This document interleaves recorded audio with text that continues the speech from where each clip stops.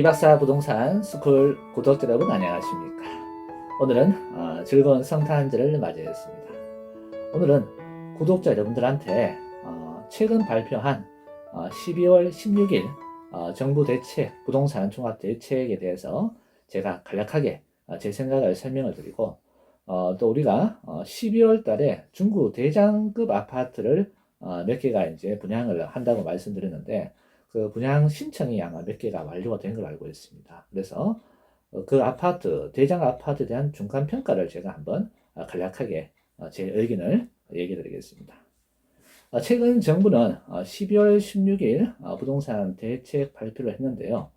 상당히 내용 자체가 상당히 복잡하게 얽혀져 있다. 전문가들도 쉽게 하나하나 세세하게 꼼꼼하게 이제 살펴봐야 된다는 겁니다.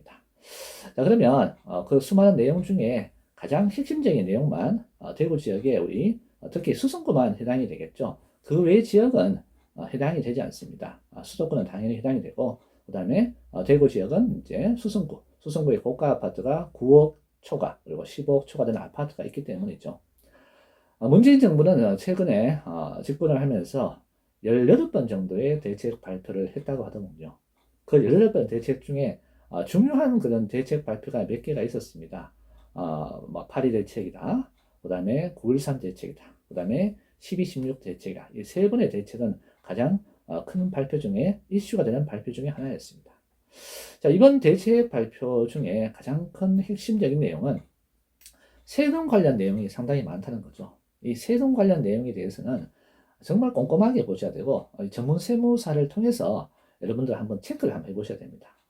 취득시, 그리고 보유시, 양도시 이렇게 세 단계에 걸쳐서 종합소득세다, 그다음에 양도소득세다 이런 걸 꼼꼼하게 한번 체크를 해보셔야 됩니다. 자, 그리고 우리가 아파트 집값 상승의 가장 큰 요인이 되는 두 가지가 있다고 봅니다. 뭐냐 하면은 첫 번째는 이제 사람들에 대한 매수 심리가 이제 있다는 거죠. 매수 심리. 그리고 물량이 나오지 않다는 겁니다. 즉 파는 사람은 쉽게 말하면 이제 양도소득세에 대한 부담이 크기 때문에 매물을 내놓지가 않고 사는 사람은 어떻습니까? 사는 사람들은 계속 대책 발표를 하니까 아니 저번에 대책 발표도 올라가고 이번에 발표도 올라가고 다음에도 발표도 올라가고 계속 올라가니까 이 집을 안 사고는 안 되겠다. 그런 불안한 심리가 있다는 거죠. 이게 바로 큰 원인이 가격을 상승하는 가장 큰 원인이 있다고 저는 봅니다. 그러면 정부에서는 또다시 한번 매수를 좀 억제하면서도 물량을 좀 팔게끔 유도하는 정책을 쓰고 있어요. 이런 규제 정책은 지금 하는 거와 맞지가 않다는 거죠. 그러면 매수하시는 분들은 맨날 가격이 발표하자마자 올라가니까 안 사고는 안 되겠다. 이러한 심리가 작용하고 그리고 물량은 양도소득세다, 종합부동세다 이런 것 때문에 부담이 크니까 매물을 안 내놓는 거예요. 이런 게 맞아떨어지니까 공급이 결과적으로 부족하다는 것이 가장 큰 원인입니다. 제가 가장 강조하는 게 가격이 떨어진다고 이렇게 하시는 분들은 딱 하나가 있습니다. 물량 앞에 장사가 없다는 겁니다. 많은 물량 앞에는 결국은 가격은 떨어질 수밖에 없습니다. 하지만 공급하는 측면, 즉 아파트를 신규 분양한 것도 공급이지만 기존에 있는 아파트를 내놓은 것도 공급이거든요. 그 공급이 부족하기 때문에 사는 사람들은 계속 불안한 심리가 있으니까 사야겠다. 그런 심리가 같이 맞물리다 보니까 가격이 계속해서 상승할 수밖에 없는 그러한 위치에 있다. 저는 그렇게 판단이 됩니다. 그리고 이 대출 규제가 이제 드디어 하는데 이제는 이제 옛날에는 다주택자들한테만 대출 규제를 많이 했는데 이제는 고가 아파트도 이제 1주택도 대출 규제를 하겠다. 이것도 하나의 큰 이슈가 아닌가 생각이 됩니다. 그리고 제 생각에는 다음에 만약에 대책 발표가 또 나온다면 이제는 갭 투자도 아마 못하게 하지 않겠나 하는 예상입니다. 이건 어디까지나 제 생각입니다. 지금은 고가 아파트 같은 경우는 전세를 안고는 이제 취득을 할 수가 있는데 앞으로는 전세 안고 집을 못 사게 하지 않을까 하는 그런 우려까지도 저는 지금 생각을 하고 있다는 겁니다. 어쨌든 간에 이번 12.16 대책에 대해서 우리 구독자 여러분들 꼼꼼하게 한번 살펴보시고 그에 맞는 그런 강구안을 여러분들 나름대로 한번 생각해 보시기 바랍니다.